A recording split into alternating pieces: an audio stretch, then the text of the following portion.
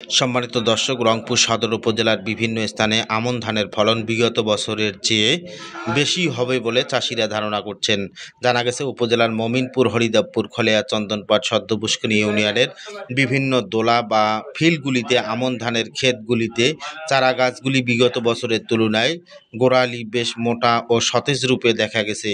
সেই সাথে আমন ধানের ক্ষেতগুলিতে দোষী পোকামাকড়ের সংখ্যা তুলনামূলক কম হওয়ায় কীটনাশকের ব্যবহারও কম করতে হচ্ছে বলে কৃষকেরা জানান। ফলে কৃষকদের খরচ তুলনামূলক কম হচ্ছে। সরেজমিনে অঞ্চলের আমন ধান চাষিদের সাথে কথা হলে প্রতিবেদককে জানান, প্রাকৃতিক কোনো দুর্যোগ সৃষ্টি না হলে 25% বিঘা প্রতি স্বর্ণা জাতের ধান 20 থেকে 22 মন এবং BR11 জাতের ধান 23 থেকে 25 মন ফলন হওয়ার সম্ভাবনা রয়েছে।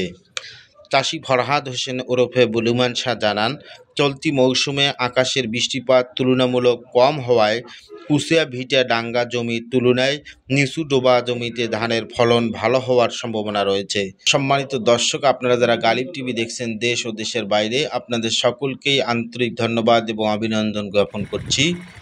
জান্নাতুল নাঈমের ক্যামেরায় গালিব টিভি থেকে মাহফুজুর রহমান।